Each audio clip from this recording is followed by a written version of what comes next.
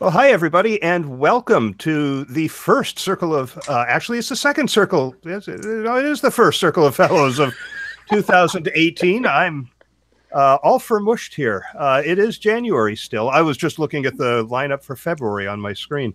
And I'm Shel Holtz. I am the moderator for this panel and maintain the FIR Podcast Network, where this podcast is hosted. Thank you all for joining us. Excited to have this group and to be talking in particular about this topic, which is essentially the technologies that we can expect to disrupt communications in 2018. And man, there are a bunch of them. I do want to let everyone know that you can ask questions of this panel by using Twitter and the hashtag COF29. This is Circle of Fellows episode 29, hence the COF29 hashtag. I'm monitoring that over here on one of my screens. And we'll jump into this topic. But just before we do, I'm going to let each of the panelists introduce themselves. And I'm just going to go left to right based on who's showing up in the thumbnails on my screen. We'll start with you, Alice. Hi, I'm Alice Brink. ABC, IABC fellow, all that stuff. I'm an independent communications consultant here in Houston and primarily working in the energy industry. Which kind of makes sense in Houston, doesn't it? It kind of does. Then we get Brad. Hi, it's Brad Whitworth, and I'm coming to you from Sonoma County. With wines and horses and all sorts of fun things out my window here. I've been doing mostly tech communications, mostly internal, but have been batting around technology for the longest time. So I think I may be able to add some light as a consumer and a user and help pusher of some of these products and technologies. Great. And just stay away from elementary schools, okay? Yeah. And Jennifer. Hi, everyone. I'm Jennifer Waugh, and I'm here in today rainy North Vancouver. And I have my own consulting firm, Forwards Communication, and I'm pretty keen to be here on this topic. In some of my research over the last couple of weeks, I've just found some really interesting and surprising little tidbits. So like Brad, I'm a keen user. I also have I have teenagers. So I'm keeping a close eye on the next wave of our workforce and what they may be looking at just by watching what they're doing. So looking forward to it. Me too. And Priya. Hello, I'm Priya Bates, coming in from very cold Toronto, Canada. And I'm president of Inner Strength Communication. And whenever I talk about technology, what I'm paying attention to is what's happening inside organizations and internal communication.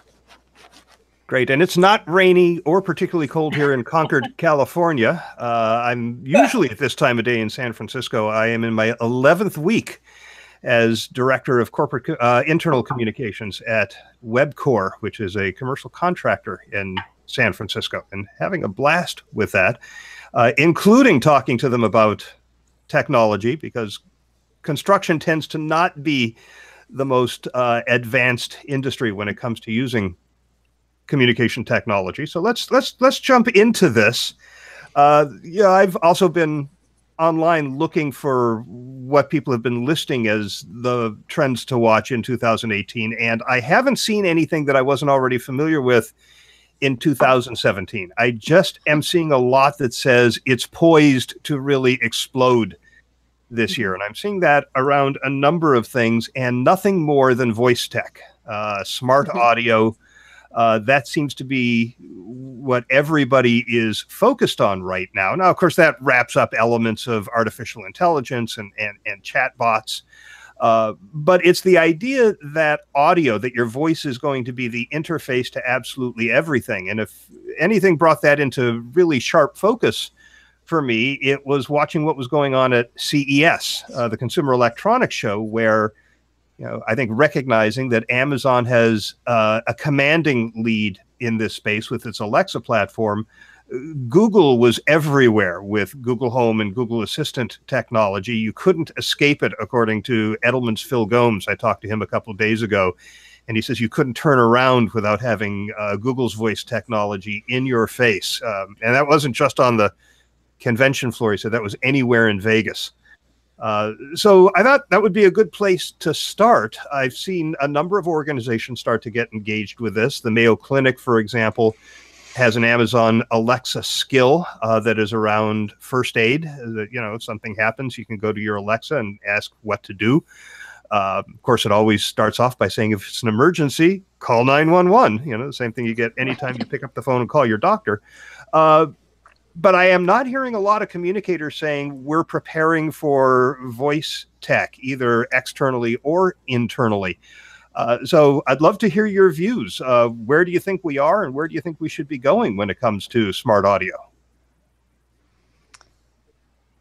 I think that one of the questions is the distinguishing between smart audio and chat bots and how similar they are. I do know that one of my clients is looking at doing some kind of automation of some of their human resources functions. Some of the basic things like employees who need to reset their passwords, or employees who need to change their marital status or their last name, or, you know, some of those basic things, or some of the basic hiring questions and functions. What they've done as a transition is they've set up a human team that is specifically responding to these kinds of questions. And then they're going to transition that and see how they can automate it. With a chatbot. With a chatbot. But through text, right? Not through voice? I don't know. I think they're looking at voice as well, because a lot of people who are calling, they're calling in. So I take the, I live in Toronto, and I take the train in every single day. And they were starting to make announcements sometime last year about how they were going to now have an automated voice message telling you which stations you were getting off of, and being the customer service representative, even though a customer service person was still going to be on the train. And I'm not exactly sure if there was some backlash to that, but all of a sudden the customer service reps have now come back in the last few months. And what's been really exciting about it is, boy, they're having fun when they're on that, on the audio now. You know, it's like I didn't hear anything publicly about a backlash having that automated voice. The automated voice is still there on, this is your station, stop. But anything that provides color or additional support is provided by a real human being. And that's been really interesting to watch. Well, that's interesting because I've read a couple of pieces that make the point that the distinction between AI and people is that AI is better at people at being predictive, right? But not better at people at making sound judgments. So anything that requires judgment is going to fall into the hands of people. So yeah, a lot of the worries that folks have about losing jobs to AI, I think are unfounded. For example, customer service representatives, and I don't know if you read this. This was just this was news 3 or 4 days ago, that an AI tool, an AI algorithm, for the first time ever, demonstrated better reading comprehension than human beings. And they're saying, oh, this is it for customer service reps, because if I can ask a bot a question and it can read through everything and provide me with the right answer, who needs the customer service reps? But I think what we're really going to see is customer service reps not answering the same dumb, simple questions 50 times a day and rushing people off the phone because there's a backlog of calls. Instead, the AI is going to hand off the questions that are complex and require more human judgment to help answer it to the human customer service reps, who will be able to take more time with those customers. So it's a win-win for customers and customer service reps. And think about the need from a communication perspective, right? Because all of those scripts and scenarios that are predictable need to be created and written and communicated clearly. Yeah, I think that's a big deal. And that's what I've been out talking to people about, is that just like we had to learn to create content for web pages, now we have to learn to create content for audio queries. And it's going to be a big deal. But again, I'm not hearing anybody talking about we're doing that. At the Mayo Clinic I mentioned before, they have recognized that they have to go through their entire library of content and convert it to structured data so that it will work in voice search. Yeah, well, I think one of the points you're making really is that we're going to see AI behind the scenes first, really trying to figure out how to sort through the mounds and mounds of data that we've got. And we're still going to have to, in some human form, whether it's writing the scripts or actually delivering it in person because it's complex and needs some judgment, needs some warmth and or some empathy in a situation, providing that frontline interface. But I think it's a matter of time before, whether it's the most mundane issues are dealt with by the bots and they deliver it, it'll creep into things. So I don't think we're, as you said, we're poised for, but I don't think we're going to see a total disruption and the revolution take place in 2018, at least not on that front. I'd agree, Brad. And in fact, I think a bit of the disruption is that from a communications point of view, we're not really ready for it. We're seeing it happen in the background. We're absorbing it in our everyday lives, but we're not yet thinking about how this is going to ripple through into communications. Our IABC colleague, Sylvia Camby, yesterday published a great blog post on China's use of AI for its news, its primary news agency, and the degree to which, and the ripple effects of that on communications. And she sees it as a huge sea change, which many of us and others do. But she exactly talks about what we're saying, the sort of increasing need for the human touch and the communications touch with this advent of AI. And I think as communicators, we just aren't strategically thinking about how to bridge that, where to bridge that. And that's probably something we need to be absolutely something we need to be talking more about, helping each other build that bridge between the two paradigms, because really it is a significant paradigm shift in our careers. Well, the other thing that I think it signals in terms of a trend, which is one that I've been talking about for a long time, is less and less reliance on the written word. I think both in terms of the interface with the going and seeking information I don't utter her name because she is sitting sort of to my left, and I say something, she'll get a little bing. But that one that Amazon has introduced, when we start asking questions that way, instead of having to key things in using certain words, and when we get accustomed to the responses coming back to us in a spoken version as opposed to screens and screens that we have to scroll through, I think that's something that just in terms of a major trend we have to look to. And in some ways, I keep going, this is back to the future, because it all started with storytelling. It all started before we had the written word. And so in some ways, we're going back to. The beautiful thing is we've got bandwidth that allows us to meet around a campfire, but it's an electronic campfire now, where the five of us in different places on the North American continent can be, in a sense, in one room having this conversation. Right. Yeah. By the way, I just want to share a comment that came in, and that's from Jackie Sargent. Said she hadn't really thought about voice tech, but she could see the potential of employees being able to ask the intranet. And you may know that Amazon, the Echo, and by the way, Brad, I like the way Stacey Higginbotham, who does the Internet of Things podcast, deals with it. She just refers to her as Madam A. But Amazon is out with Alexa for Business or Alexa for Work. And it's releasing a kit that allows people to develop things that can be used within the enterprise. And I absolutely can see the day where there's going to be one of those devices on a desk.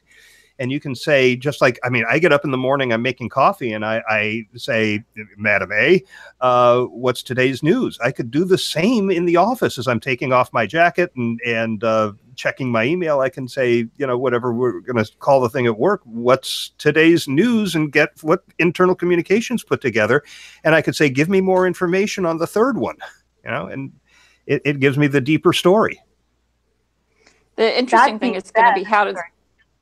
I was going to say, how does that change the format of the office itself if everybody is sitting there at their desks in the open concept office talking to their computers and being answered? Well, they're on their phones, right? But it's a lot more chatter. It's an interesting concept.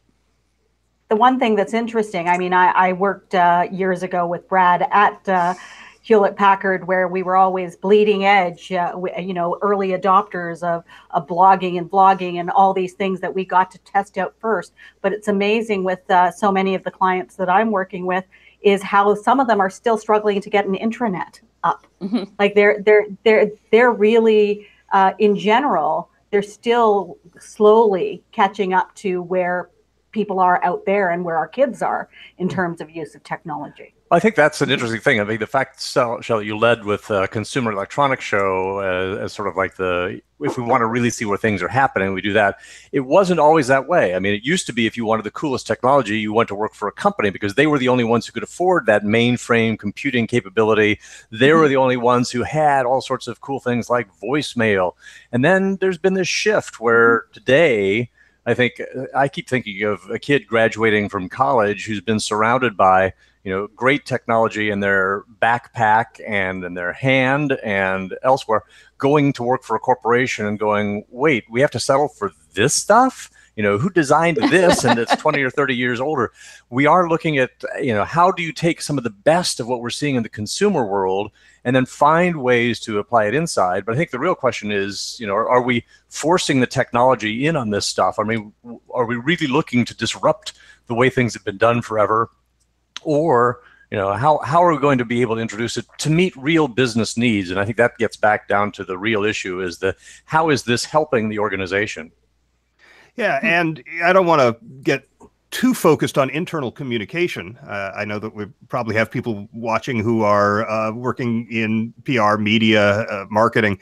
But for internal communication purposes, I read a piece the other day, I think this was on Forbes or Inc., where the point was being made that with external tools, Spotify knows what you listen to, Netflix knows what you like to watch, Uber knows where you want to go, and yet at work we get an intranet that has one article that was written for everybody. Why we have more data about employees at work than Facebook and Google have about us in the rest of our lives? Why aren't we able to craft tools and put them into the hands of employees that, take advantage of what we know about them to make their lives easier? I mean, it had to be 12 years ago that I saw the IBM intranet, and I don't know if it still does this, but when you pulled it up in the morning, it knew who you were, it knew what was on your calendar, and it said, oh, I see today that you're doing a performance evaluation. Here's a link to the performance evaluation form. Here's a link to the policies and procedures, and here's a link to some internal and external resources we've cobbled together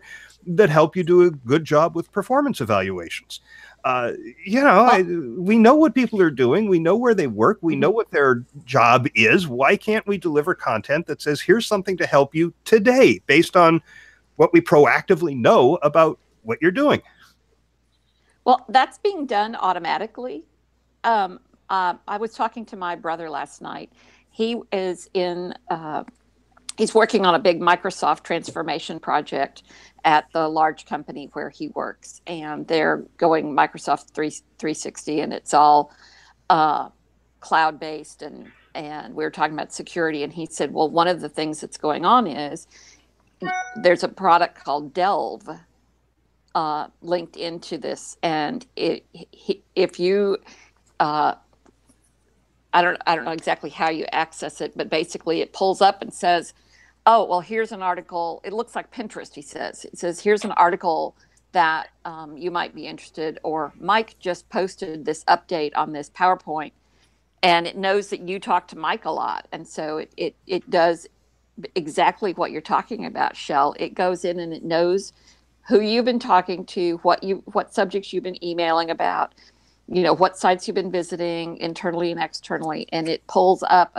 a curated selection of materials that would be of interest to you. And I think where that we may see that a bit of disruption in that exact field in the coming years in wearables. Mhm.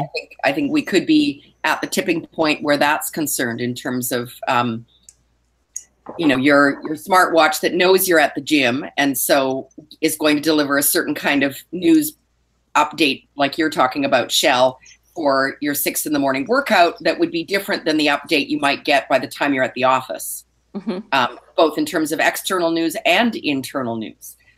I'm curious, other than the smartwatch, what other wearables anyone is seeing sort of more immediately on the horizon? Well, the one that I'm reading most about, sort of invading the enterprise, is augmented reality goggles, particularly where it frees up your hands for looking at things like inventory. So, for example, if there's a QR code on a box and you have the goggles on, you scan it and it tells you exactly where it came from, exactly where it's going. You don't have to stop doing what you're doing with your hands in order to look that information up on a tablet or some other device. It just appears in a heads-up display in front of your eyes. There's a lot of other AR applications on plant floors or in production environments that people are talking about and some companies are starting to use. And I think that's one of the other points that we have to recognize. And I know in some of the articles that appeared in Communication World, there was a whole discussion of sort of technology is not distributed evenly. We don't see all of this everywhere all at the same time. And I think pointing out, there are some applications where augmented reality makes a hell of a lot of sense. I can't see it, for example, on the insurance floor where everybody is, a clerk, and we were talking about sort of that cacophony if we have everybody doing voice-activated things all in the same space.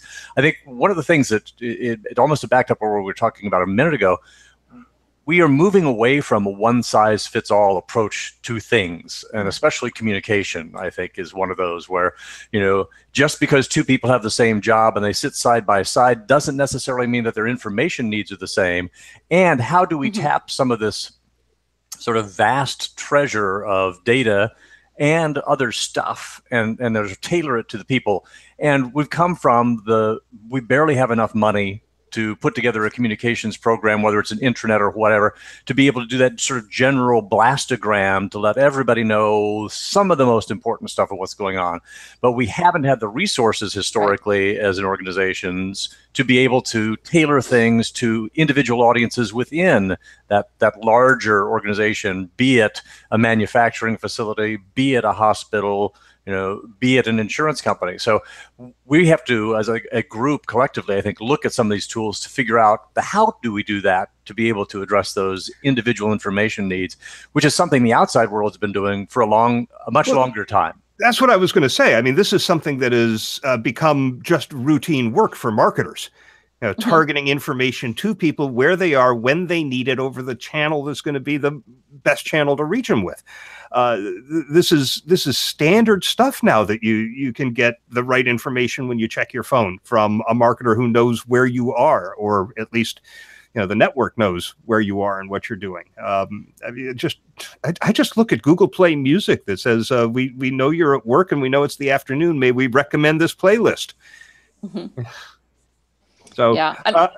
Before we go on, I just want to remind everybody who is watching that you can submit your questions. Just use Twitter and the hashtag COF29, Circle of Fellows 29, COF29, and we'll get to your question or your comment, like another one from Jackie Sargent that says that the city of Edmonton has adopted the Google suite of apps with employees using Google Hangouts, which I think is something that some organizations are doing. We have Office 365 too, and it's Skype that we're supposed to be using. We're in that situation where all the technology has just sort of been dumped out there and people left to their own devices to figure out how to use it. But at least it's there. Well, Alice, you were going to say? Sorry. That's all right, Priya. Oh, I was just going to say, you were talking about, organizations adopting Google. My 12-year-old had, the entire Peel District School Board has adopted Google. Both my children have their student number and Gmail address built on that, and they are using Hangout. They're using, the Google Drive. They're using all Google Docs to collaborate on projects. It's fascinating. Like, this is just natural to them. Yeah, same with my son at age 12. Google Classroom is the primary interface for parents in the classroom and for kids in the classroom. And I was going to add to that too, just on the next generation front, Priya, knowing we both have kids of similar ages, that and to build on your point, Shell, so I watch my 15-year-old daughter with her Snapchat and her Instagram. Primarily, those would be the two, a few others, Saraha and others that are sort of come in and flitter in and out. And she very much is native already to the idea of tailoring the message to the audience, or tailoring the channel to the audience. Mm-hmm. So, if she's not done her homework properly, her Snapchat might get turned off for a week by me. And she'll say, well, I can't reach Emily then about our school project. And I'll say, well, you have Emily's cell phone number, message her, or the really old fashioned thing, pick up the phone and phone her. And she'll say, Emily doesn't have a phone number, or Emily, those kinds of things. The only way to reach Emily is through Snapchat. Now, she's probably trying to hoodwink her mom a little. She's targeting the message to you. Now, my daughter's 28, but I remember when she was a teenager in the backseat of the car with her cell phone, and this is back in the days of flip phones. This predates smartphones, right? So you had to push the key as many as 3 times to get one letter, right? And she's furiously texting, and I made the same comment, Jennifer. I said, that's a phone. You could always just call. And she never looked up. She never stopped texting. She said, if I call, I have to have a whole conversation. Yeah. She said, I have to hear about the trouble with the boyfriend and the teacher she hates and the test she screwed up. And if I text a question, all I get is an answer. And that was a real moment of epiphany for me. I said, they have figured out this isn't just trendy or something cool that the kids have adopted to be different. They have figured out how to be more efficient with a tool that, isn't the one that we're all chained to, which is email. Mm-hmm. But I think you do bring up in all of these examples, another thing that we have to take into consideration as we look at this from a communication standpoint is, does it fit with the culture of the entire organization, of that immediate work group, of the individuals who are expected to use this technology? And again, I move back to if the outside world is where we're having our rich experience of learning about these tools, and we bring those biases in with us to the organization, it may mean that we're not going to have the corporate-wide rollout of some new technology that we expect everybody to use because it just doesn't fit with either the way the individual or the work group goes about doing their business. And I think it's incumbent upon us as communications people, one, to recognize that that's a possibility, two, not to insist on this one size fits all. This is going to be the corporate answer, because it may not be. Recognizing also, I think, in the world in which we live, that the new technology that's going to come along and supplant that is moments away from being released somewhere. And so we always have to be on that. We'll introduce this, then we may have to introduce this, and we need to be figuring out what is the Rosetta Stone that ties all this stuff together, that allows for the translation, that allows us to not end up with too many more silos or little islands of pocketed information. And what organizations are starting to do is bring in, the last few years, a lot more BYOD, bring your own device policy, so that it's actually you're deciding on what device and what kind of technology you want to purchase personally at home, and then we're going to build the systems that'll help communicate to you through that process. In some cases you get paid for them, in some cases you don't. Let me bring in a comment from Brian Kilgore, who is our most loyal viewer of Circle of Fellows. I think he's maybe missed 1 out of 29. I've been looking for an opportunity to bring this in, because by the time I saw it, we had sort of moved on from the conversation. But he said, no one gets rushed off the phone because there's a backlog as long as there are enough telephones. And my comment to that is that the metric that is used to evaluate people who work in call centers is how many calls they can handle in a day. What they don't want is somebody sitting on hold for 20 minutes listening to that awful music that's interrupted every few seconds to remind you that, we really care about your call, and we'll be with you as soon as we can. So I don't know that they're But I think necessarily. that metric is going to change. I think Well, what it happens- is as AI starts to answer the, Yeah. you know, it's the frequently asked questions, right? It's the one that Yeah. doesn't require somebody to apply some judgment to what's in the manual or the handbook, right? Right. It's to ask more questions and to sort of dig deeper and delve into the issue and do some assessing rather than simply predict what the best answer to the question is going to be and read it back. Right. So what happens then is that the metric changes, and so it may be hold time versus quick call time.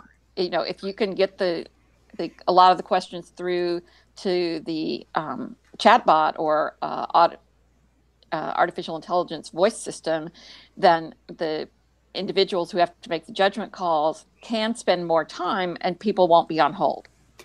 Yeah. By the way, Brian also says Oracle sent him an ad today, and then parenthetically he adds, actually Neville did, touting the advantages of layoffs thanks to AI. I don't know how Oracle sent a message from Neville. He works for the Internet Society these days. But yeah, I can see that the companies that are touting AI are going to want to go to managers and or leaders and talk about how it's going to reduce costs. And, you know, undoubtedly it will. I just don't think it's going to reduce every cost. I read, for example, about nurses. And what it said was the job of a human nurse isn't going away. It's changing. It's to the more human aspects of nursing and less the analytical aspects of nursing. The AI will do a better job of determining the appropriate course of treatment based on a diagnosis. And then the nurse is going to be the one who holds the hand with the bedside manner and actually implements what the AI predicted to be the best approach. And I work for, one of my clients is the Nursing Association, and what they'll tell you is they still have to apply their judgment on top of that, whether you're a nurse or a doctor, that there's certain algorithms that will lead you in a certain direction, but because they're right there in front of the patient, they know. But I don't want to It's kind of like the paint too difference rosy between a picture. a doctor and WebMD. Yeah. Right. Yeah, I don't want to Sorry. paint too rosy a picture. I mean, AI is going to result in layoffs. It's already happening in the insurance industry. I think it's got to be a year since I read the article about a Japanese insurance company that laid off several hundred claims adjusters because IBM Watson does it better and is saving them something like $2 million a year. And they're planning on doing more of this. So, I mean, there are certainly jobs that are at risk from AI, just like there are jobs that are at risk from autonomous vehicles. I mean, I can't see in 20 years that truck driver is going to be a viable occupation. Just not going to need a driver in that truck. So let me, if I may, sort of take us back to some basics for a second. I'm curious, just a poll of those of us on this call. In doing a bit of research for this call and in scanning, say, a list of my most 5 active recent clients, how many of you are seeing the very basics of technology disruption being used in workplaces and for organizations, like mobile adaptations? Honestly, I would like 1 out of 5 of my clients are actually adapting for mobile use, and yet we all know that is the interface we all need to be working towards. So what are we dragging our feet about as communicators? Yeah. I would have to say the same thing that we always have. I mean, I think we have been late to every communications advance since I got into this business. I mean, the first one I saw was desktop publishing, which we resisted. Then it was the web. Well, first it was online. In fact, Brad, you may have been on the board the same year I was when there were challenges to paying any attention to the IABC members on CompuServe complaining about an IABC dues increase. It's just 9 people engaged in this conversation without the recognition that there were, hundreds watching and being influenced by this. So yeah, and I think that I think it comes back to the fact that we as communicators always struggle with what is our role in technology adoption versus what the IT department says or what the lawyers say. We have always kind of stayed behind because we said, well, I don't understand this. and we need to get on top of it. I think we also need to decide how much do we need to know? How deep do we need to go? I mean, I decided many years ago that I was not going to become many years ago, a desktop publishing expert, because I could lose myself in that and love it and lose my focus on the managerial level of things. And I think in these things, we need to know enough to know how to use it and how to delegate it, but we don't necessarily have to be the one. Yeah, how to manage it. We don't need to be the one sitting there writing the scripts. Yeah, hey, I want to let Jackie technical scripts. I want to let Jackie know she sent a link saying she heard about this wearable tech, and the link isn't working. I'm getting a 404 on it. So Jackie, if you want to resend that, we'll take a look. Speaking of, and I'm using the term wearable loosely here, I have been hearing about companies that are now making available on a volunteer basis to employees the ability to have a chip injected or implanted, and it replaces that security card. All you have to do is wave your hand in order to get in the door.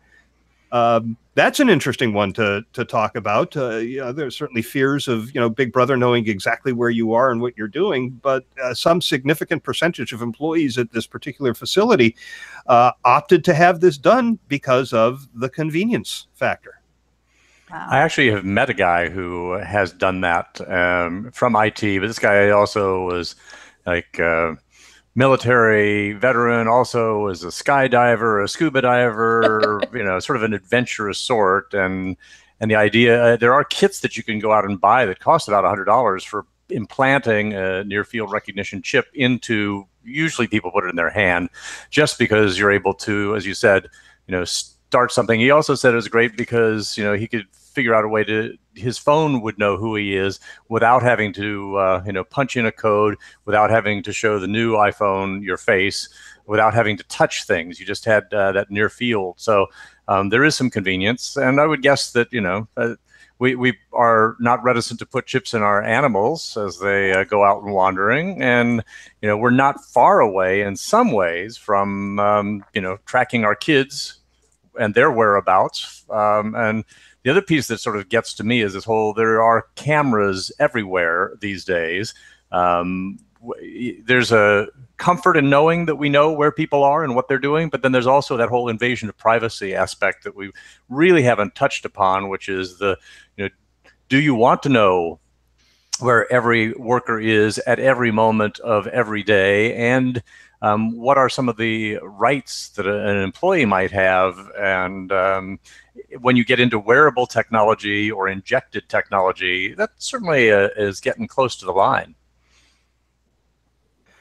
Right. And I think this privacy issue is getting interesting. I just read about some of the challenges the hotel industry is facing with the idea of putting something like an Amazon Echo in every room. Now, the utility of this is obvious, from ordering room service to querying the front desk to opening the curtains or turning the light off, right?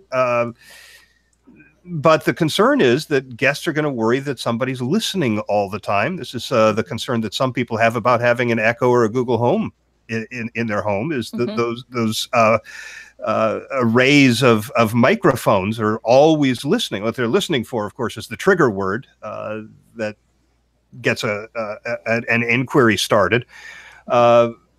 But hotel guests might be a little more cautious and nervous about that. So, yeah, frankly, there's two dimensions, I think, to any of these technologies. One is how do we use them as communicators, and two is how do we communicate about them to the audiences that are going to be affected, whether it's customers or employees. Yeah, well, my brother was saying with this Delve application and the way that the Microsoft 365 is set up in his company, employees have to be a lot more intentional about the security levels they put on their documents. That everything that is stored on the Microsoft Cloud server in their company is searchable. And if you don't want your document to show up in a search, you need to adjust the settings on it. And people aren't used to that. And so, we have to teach people how to do that. By the way, just Jackie sent the link. It works now. It's an organization called Skin, SKIIN.com. And they say we strive to innovate on every level, from the fibers touching your body to the way we power our garments. It gives you a biometric dashboard, heart rate, motion, posture, hydration, body fat, temperature, breathing. And she said, scroll down and check out the underwear. And there is a 4-pack of men's smart underwear for $279, marked down from $399. There's also a 4-pack of smart bras and a 4-pack and an 8-pack of women's smart underwear, all of which communicate with your mobile device to give you this dashboard with medical information. Well, and things like communicating with your home system, Nest, to adjust the room temperature based on your body temperature. I don't think I'm ready for underwearables. Although there was one researcher who was able to say that they invented a bra that instead of having to go in for a mammogram, this bra could do, over like a week's period of wearing it, the same sort of tests to be able to do early detection of breast cancer. And wow. So the idea of, finding ways to be able to help, that's a little bit further away from what we've been talking about in terms of employee communication.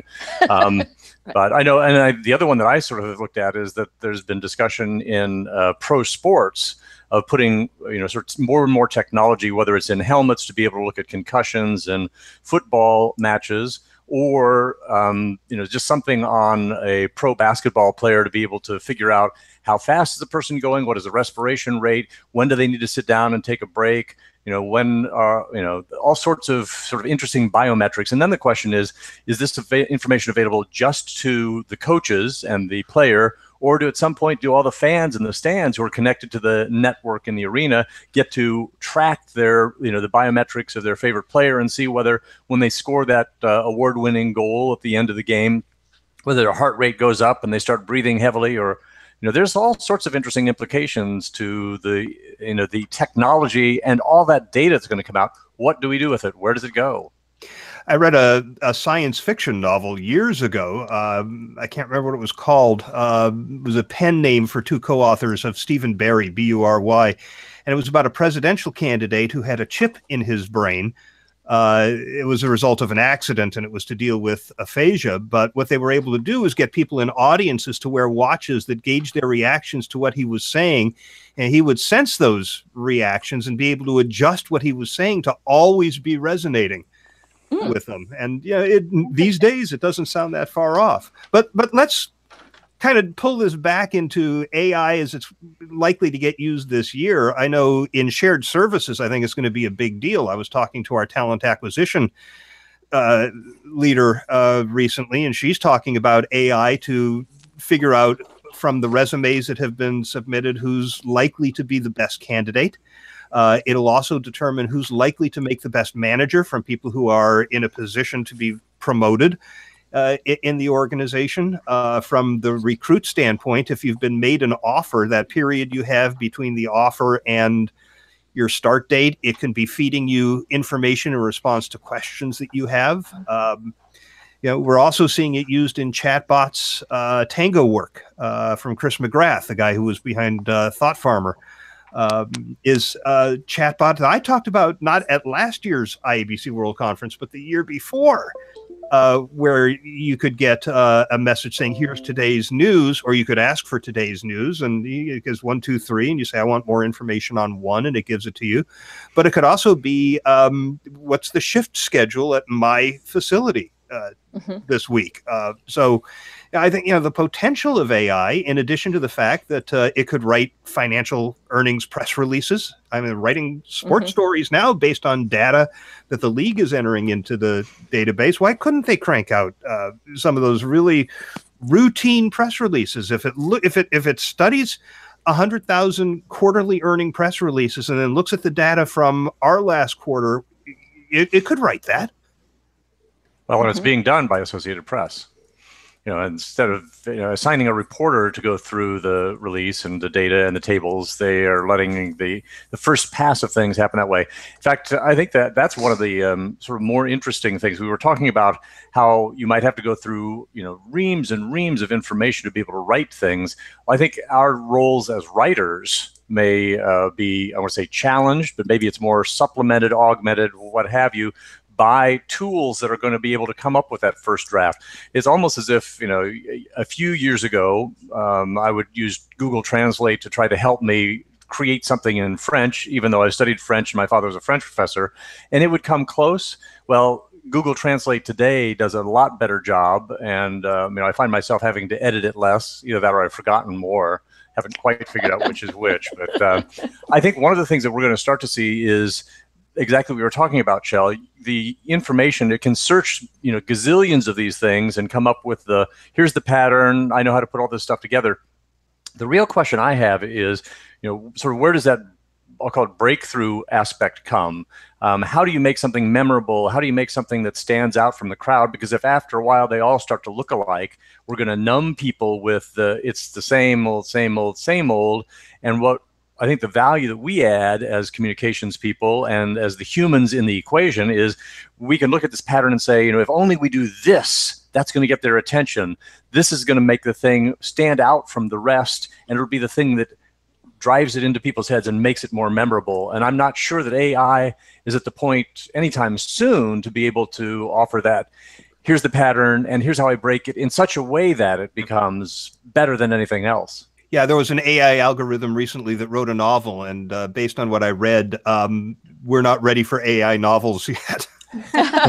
Well, and I've read about AI which will insert mistakes so that something looks human instead of it being perfectly spelled.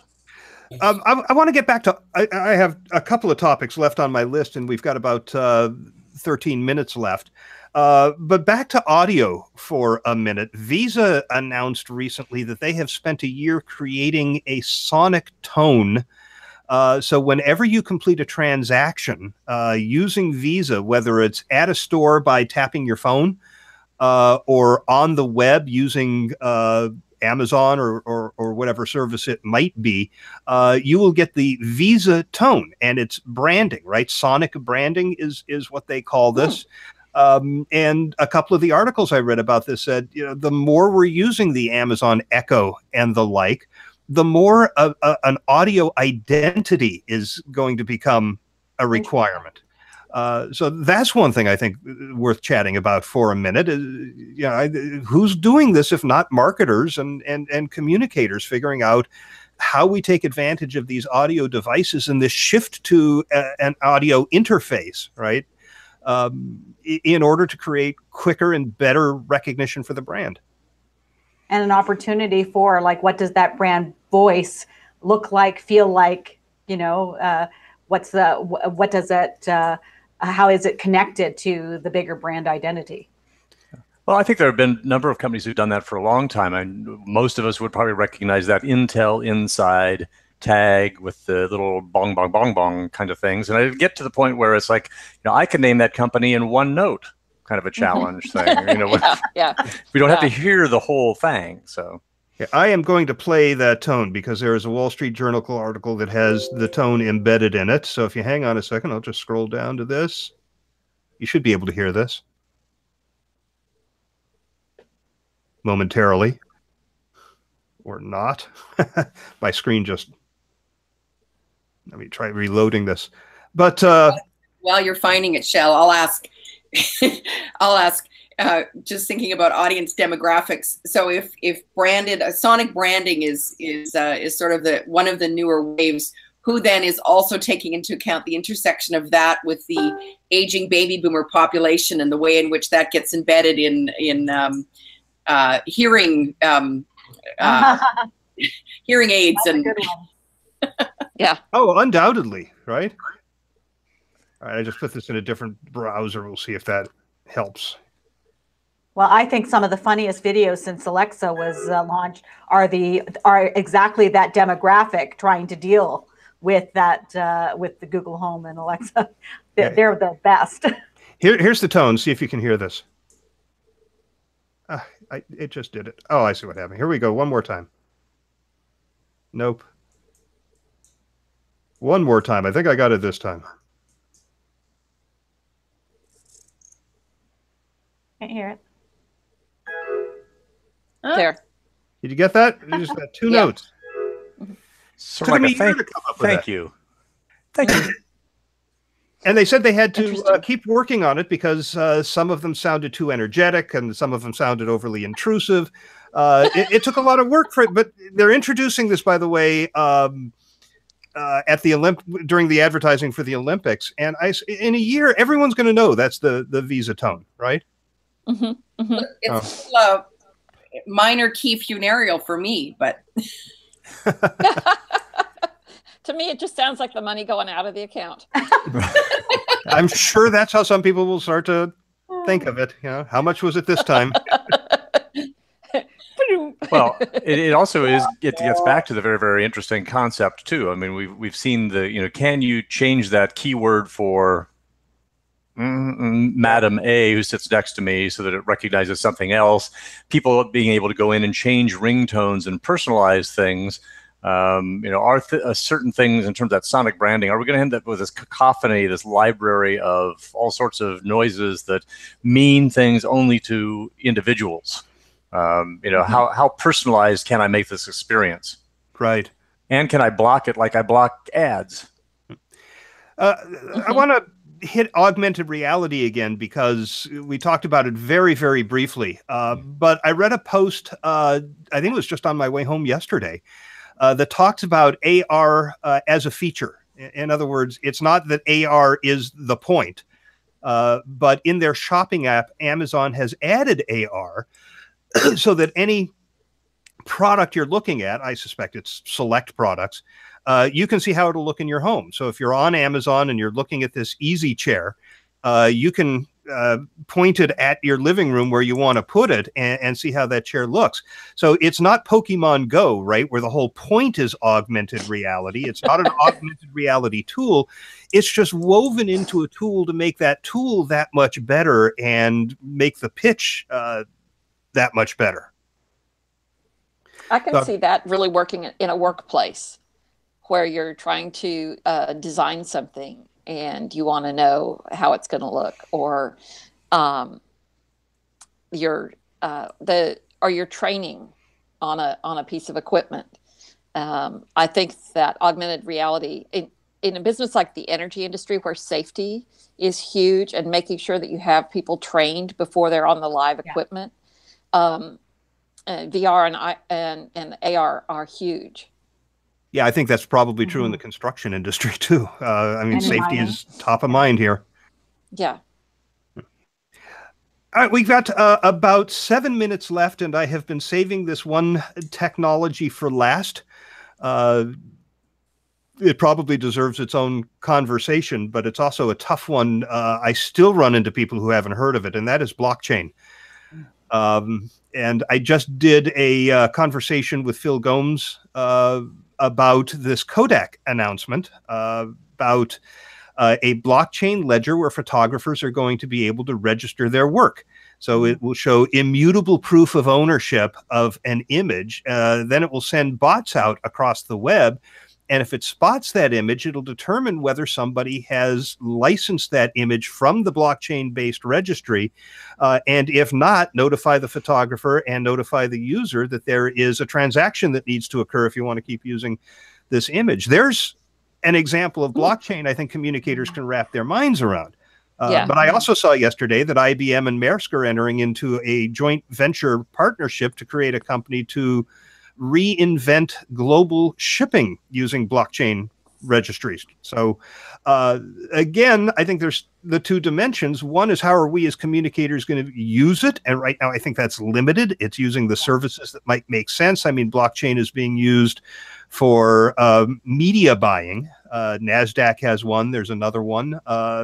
But the other is, it's going to disrupt the way business gets done. I think we have to wrap our minds around it at least enough to be able to explain how business is changing, how this process that used to work this way with our customers or our partners is now going to work this way. Any thoughts on blockchain? My husband I was tried trying to wrap my explain it. head around blockchain a couple of weeks ago, and I was like, okay, I'll come back to that later. And I think what you were saying, Shell, I think what we're hearing mostly is around that, you know, so many communicators who are consultants, freelancers, writers, you know, photographers, how are they, you know, stepping into that space so that they can be considered or bid on projects, etc. That's about all I'm hearing right now, and I'm definitely not hearing anything from a corporate perspective. Mm-hmm. The one thing that I take away from some of sorry, Brad, go ahead. Okay, the one thing I would take away from some of this is that it seems like it might be one instance where technology helps drive some global standards in an area where there haven't been global standards before.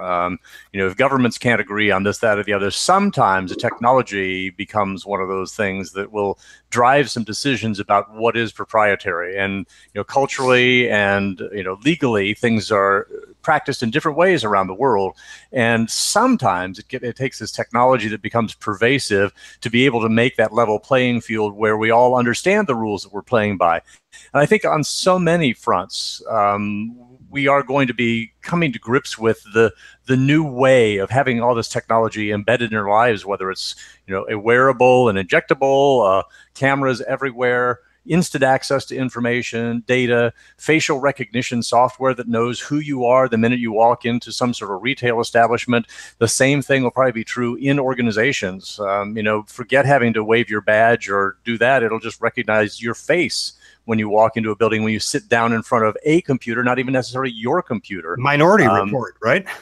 It's a scary way. But I think sometimes the technology is going to be driving these cultural/governmental decisions. And I think blockchain is probably just the tip of the iceberg on some of that stuff when it comes to the intellectual property and fair use and a lot of other things. Mm-hmm. So I interrupted, Jennifer. No problem. I'll just quickly add that the one sector that I've seen some mention of it that interests me specific to blockchain is around corporate social responsibility, resource sector stuff, sort of chain of custody. And it comes down to, in some ways, what you're talking about, Brad, kind of the DNA level, the cellular level tracking, if you will, of products, people, dogs, agriculture, you know, high performance agriculture. I was reading a fascinating article about a farm in the Netherlands that's producing, you know, 100 million times more potatoes than other similar farms because of targeted performance agriculture. So literally honing in on individual potato plants and delivering exactly what that potato plant needs. And that's the Internet of Things in play. That's a technology we haven't even talked about. Absolutely. Yeah, and blockchain, I think another issue the communicators are going to have to deal with is what it's poised to do is eliminate the need for middlemen, right? Who needs a credit card company to clear a transaction when we can manage that between the provider of the service and the the purchaser of the service directly, and it's on the blockchain that the transaction happens. So I know that financial services companies are rushing to figure out how they can incorporate their own blockchain so they still remain relevant. Employees certainly need to understand this, and if the way a transaction is managed with customers changes dramatically, you can't have people being confused about that either. Yeah. And that takes us to 1 minute before the top of the hour. So we have to wrap this up. Unfortunately, this is one that could have gone on 3 hours, I think. So I want to thank the panel, each of you. I think this has been really a stimulating talk, and I'm glad we got a little more philosophical about it and didn't just talk about the features of the technologies. I want to thank Anna Willey for her stalwart efforts at coordinating all of this. We would be lost without Anna's efforts to bring these panels together and make them happen. And I do want to let you know about the next episode 30 of Circle of Fellows, which will happen on Thursday, February 15th, on the topic of the erosion of trust in organizations and how to combat it. And we have Priya, you'll be back. I'll be back for that one, along with John Devaney, Jim Lukashevsky, and Ned Lundquist. And I have put out a feeler to Roger Dupree because he has written extensively about communicating to build trust, and see if we can tempt Roger to join us on one of these. So until then, thanks everybody. And remember, this is going to be available as a video replay within minutes and up as a podcast within the next couple of days. So until next month, everybody have a great month. Bye. Thank you so much. Thanks Thank all. you, Shel. Everyone, thanks for you.